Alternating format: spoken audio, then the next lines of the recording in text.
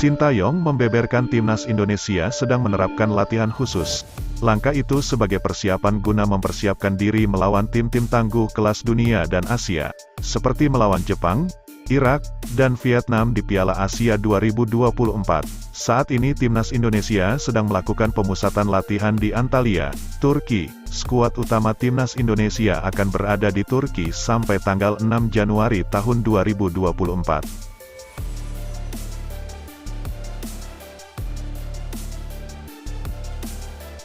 Pelatih Korsel tersebut memberi bocoran.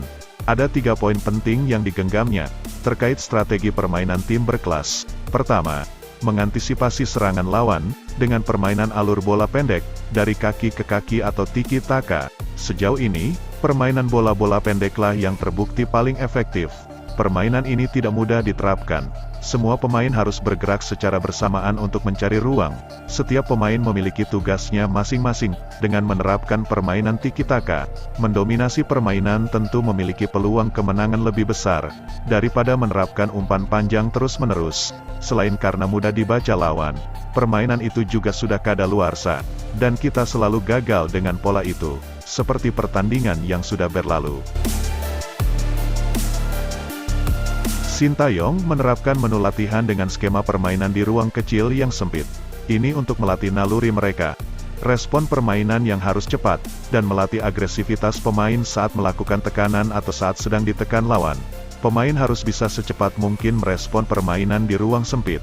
Naluri itu harus dibangun setiap individu pemain, untuk menciptakan kolektivitas permainan bola pendek, dari kaki ke kaki, dan harus bisa dilakukan di ruang yang sempit. Karena di ajang internasional, tentu pengawalan setiap pemain sangat intensif. Dan kita akan bongkar semua masalah itu, dengan naluri permainan kolektivitas secara tim. El capitán de Indonesia en Jakarta. Agarra ataque de habilidad. No, bueno.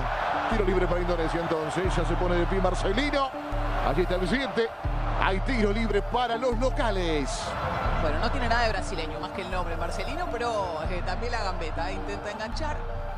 Poin yang terakhir, setiap pemain harus bisa mengecoh lawan secara cepat dan gesit, termasuk pergerakan tanpa bola, selain untuk mengganggu konsentrasi lawan. Hal itu juga dapat membuka ruang. Sintayong meminta pemain, agar mereka bisa bergerak tinggi Asia.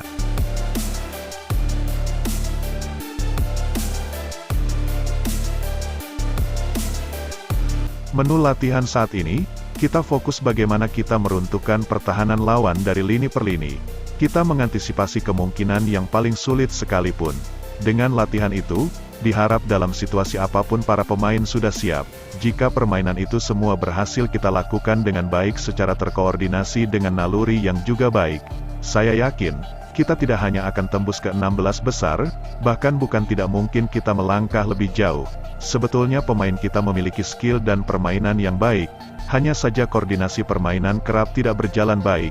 Selain itu, terkendala fisik pemain, yang rata-rata masih berada di level standar, latihan dan persiapan ini, sekaligus mempersiapkan di pertandingan kualifikasi Piala Dunia. Saya upayakan, agar pemain kita terbiasa dengan permainan ruang sempit dengan naluri yang baik. Itulah menu latihan intensif Timnas Indonesia, dikutip dari CNN.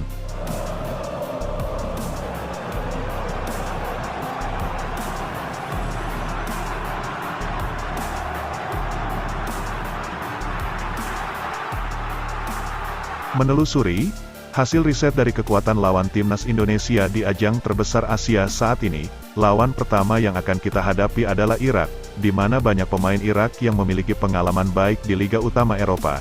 Bahkan Irak juga pernah meraih kemenangan di turnamen Piala Asia pada tahun 2007. Irak juga disebut termasuk kandidat juara dalam turnamen ini. Lawan kedua yakni Vietnam, mereka bukan tim yang mudah, namun kita harus mengunggulinya. Ini harus kita lakukan, mengingat kekuatan Vietnam yang paling mungkin kita ungguli. Itu bukanlah hal yang mudah, tentu mereka juga melakukan hal yang sama. Vietnam akan berjuang mati-matian mengambil poin saat melawan Indonesia, maka dari itu, kita harus lebih siap dari mereka. Pertandingan berikutnya melawan Jepang. Jika lawan sebelumnya Irak dan Vietnam, kita masih berpeluang mencuri poin penuh. Namun untuk lawan yang satu ini, tentu berbeda. Level Jepang bukan lagi Asia, tapi salah satu tim terkuat dunia. Bahkan di pertandingan terakhirnya, Jepang 2 kali berturut-turut menggulung Jerman. Dengan kekuatan utama Jerman, Jepang melibas Jerman di pertandingan Piala Dunia, dan di pertandingan uji coba di hadapan puluhan ribu supporter Jerman. Pertandingan melawan Jepang kita harus realistis. Untuk mencuri 1 poin saja itu sudah sangat bagus. Namun kita mengambil kemungkinan terburuknya, setidaknya timnas Indonesia tidak kalah dengan skor telak. Berikut pola permainan tiki-taka timnas Indonesia di masa Bambang Pamungkas, Boas Salosa dan kawan-kawan. Pertandingan ini terjadi saat melawan Maroko pada tahun 2013 silam. Pertandingan ini dimenangkan oleh Indonesia dengan skor 1-0 atas Maroko. Begitu baiknya kualitas timnas Indonesia di masa itu, hanya saja faktor fisik yang kerap jadi kendala. Namun seiring berjalannya waktu, pola latihan mulai berkembang pada timnas modern hingga saat ini. Latihan fisik mulai diwajibkan, dan dilakukan secara intensif. Hal itu mulai dilakukan sejak kepelatihan Indra Syafri, Luis Mia, dan diteruskan oleh Sintayong.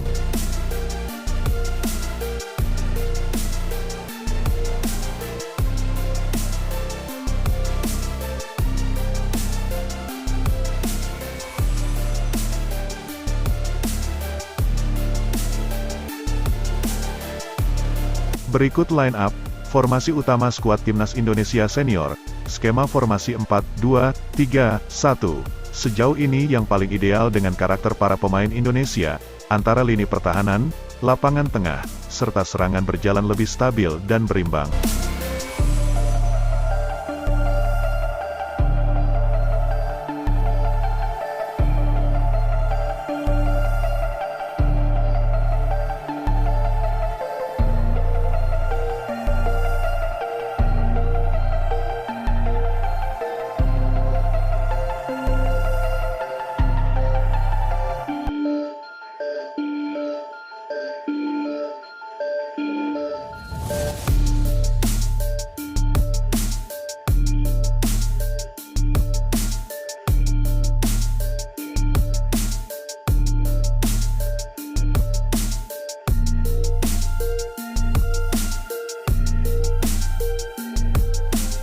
Sebelum meninggalkan tayangan ini, silakan Anda subscribe channel ini, agar Anda tidak ketinggalan semua berita serta jadwal pertandingan terbaru timnas Indonesia.